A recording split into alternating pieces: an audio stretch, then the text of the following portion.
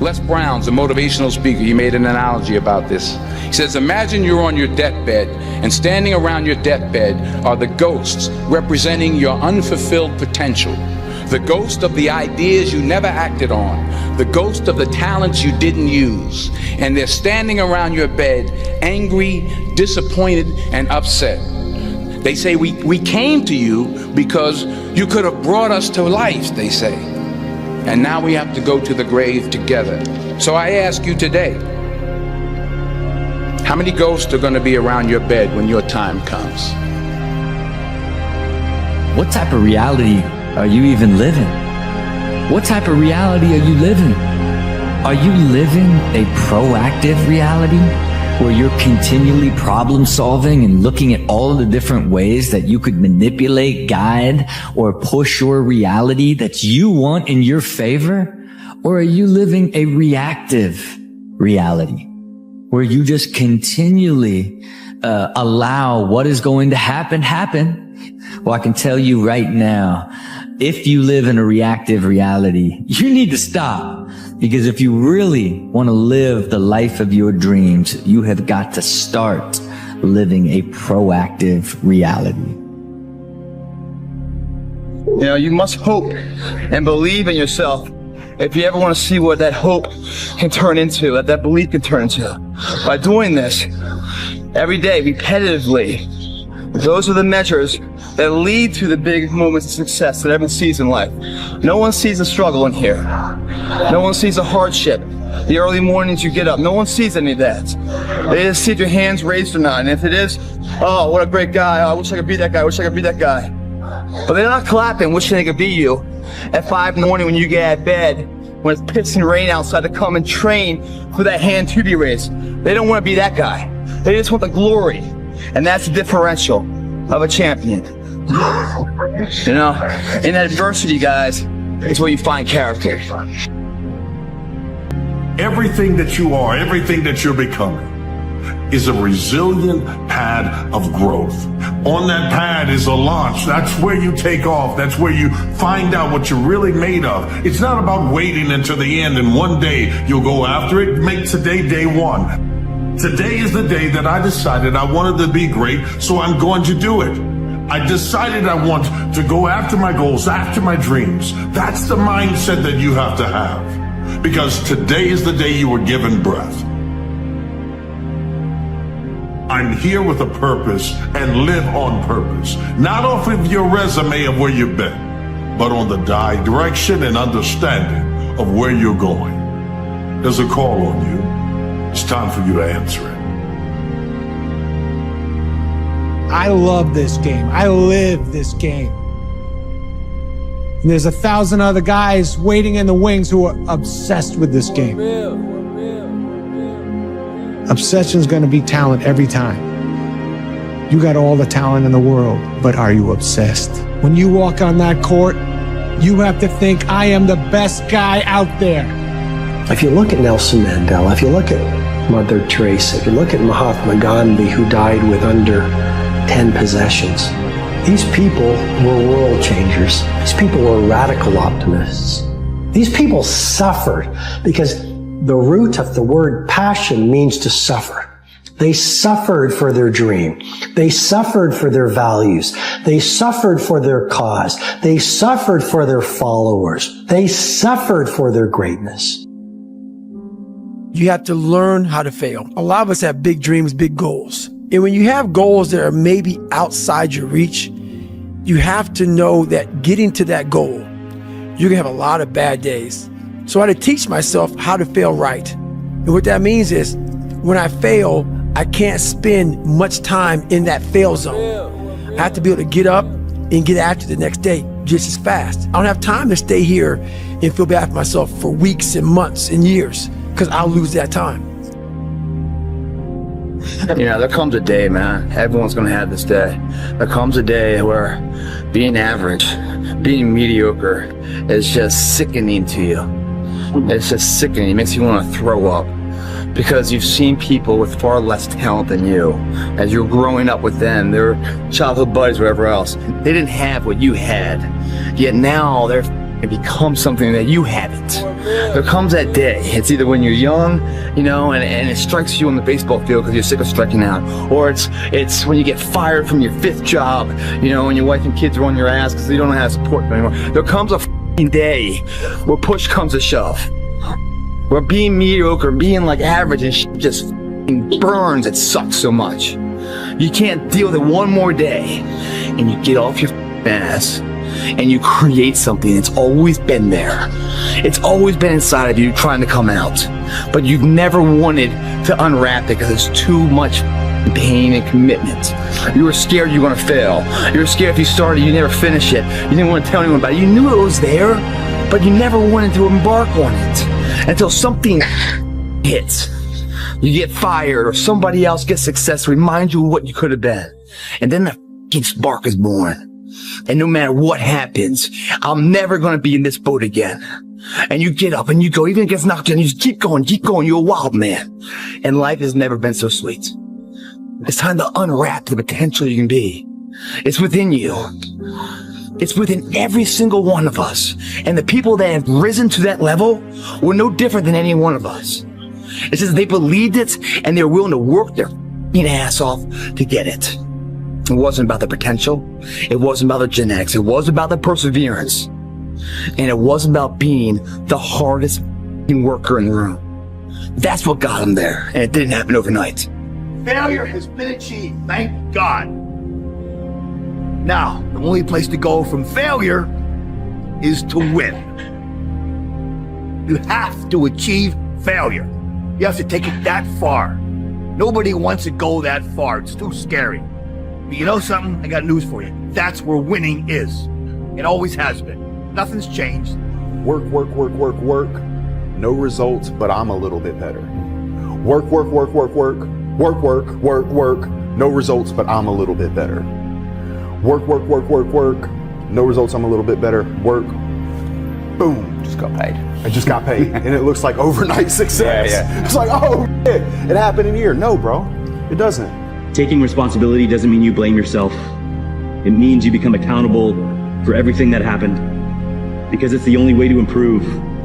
It's the only way to see real progress. If you're constantly blaming something else for your circumstances, it means you're giving up the opportunity to be in control. It might not be your fault, but it's your job to make the most of every situation and do the best with what you have. So do it.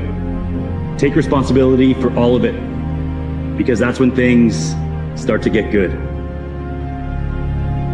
When I seen that Bentley at the boxing gym and I seen that diamond Rolex, I said, I want that. And I knew what it took. So I know when my opponent is asleep, I'm out there at 4 or 5 in the morning, chopping trees, working, to this day. Because I can retire today. I'm well off, very comfortable. But I got the will to win. So if you're in the woods and you don't know where to go, start walking. You got to start walking because the perspective's not going to change. You have to start moving forward. You have to start taking steps in order to improve your vision, improve your perspective, change your perspective, make some kind of progress. And worst case scenario, you figure out that you walked the wrong direction. Okay, now you can go walk in the other direction. And that's going to be fine. But standing there lost and not doing anything is just waiting to die, waiting to starve to death. Don't let that happen. Embrace the process. And then by the time you get up in years, you can be a man that you're proud of. Okay? So this is just an encouragement to just chill out. Just chill out. Embrace the process. You say, Dwayne, what process? Life. I'm the best ever. I'm the most brutal and vicious and most ruthless champion there's ever been. There's no one can stop me. Lynx is a conqueror. No, I'm Alexander. He's no Alexander. I'm the best ever. There's never been anybody as ruthless. I'm Sonny Liston. I'm Jack Dempsey. There's no one like me. I'm from Nairclaw. There's no one that can match me. My style is impetuous. My defense is impregnable. And I'm just ferocious. I want your heart. I want to eat his children. Praise be to Allah. The mud consumed each man till there was nothing visible but our heads. The instructors told us we could leave the mud if only 5 men would quit. Only 5 men, just 5 men, and we could get out of the oppressive cold. Looking around the mud flat, it was apparent that some students were about to give up. It was still over 8 hours till the sun came up. 8 more hours of bone-chilling cold. The chattering teeth and the shivering moans of the trainees were so loud, it was hard to hear anything. And then one voice began to echo through the night. One voice raised in song. One voice became 2, and 2 became 3, and before long, everyone in the class was singing. The instructors threatened us with more time in the mud if we kept up the singing, but the singing persisted. And somehow the mud seemed a little warmer, and the wind a little tamer, and the dawn not so far away. If I have learned anything in my time traveling the world, it is the power of hope, the power of one person. Take yourself out your comfort zone. Do not live in your bubble. Put some more air in your bubble. If you stay in your comfort zone, that's where you will fail. You will fail in your comfort zone. Success is not a comfortable procedure. Live your life the way that you want to leave your life. Ladies and gentlemen, as I speak to you right now, if you had 90 days to live, how many of you will make some radical changes in your life? Be the guy who embraces the ugly, the miserable. Be the guy who embraces hard work, the grind. Don't be afraid of being hurt. Don't be afraid of sacrificing some blood. If you don't fail, you're not even trying. My wife told me this great expression. To get something you never had, you have to do something you never did. Great life is in front of you. It's not behind you. What you did back there was learn the lessons to get you to where you are at this particular moment right here. Do you know, man, that you can actually mess your life completely up? You can jack it all the way up and you can turn around and get it right. The hardest thing in life is figuring out who you are and what you want to do for the rest of your life. And once you figure that out, you wake up every day and you work toward it. It's impossible for you to fail if you know who you are, what you want to do, and you wake up every day and work toward it. Some of y'all don't want it. That's why you ain't got it. Excuses sound best to the person that's making them up. There's pretty much nothing that you could say that you've went through that I haven't went through, and I'm still here. Stop feeling sorry for yourself. Get off the pity potty. Wake your ass up. Awaken the beast inside. Get in shape. Get off the pity potty. Hard times create hard men. Hard men create soft times. Soft times create soft men. Soft men create hard times. What if we have that kind of attitude? The car's repossessed. Nobody believes in you. You've lost again and again and again. The lights are cut off, but you're still looking at your dream, reviewing it every day and say to yourself, it's not over until I win. Damn, Ron, come on! What's the matter with you? Tomorrow. Tomorrow. There is no tomorrow. There is no tomorrow. He believed in himself, and you can too. You can do anything that you want. You can get singing lessons, get a better job, make more money. You could be even like rich. You could live in the White House someday.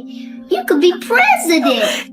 Do what you want to do. It's not up to other people. It's up to you. The truth in front of you is it sucks. It's painful. It's fucking mind-numbing. Because this is what it takes. Creating another voice and sometimes going at it alone. All the time going at it alone because no one's gonna believe in you. And that's that. You cannot change your life unless you change something. If you always do what you always did, you'll always get what you always got.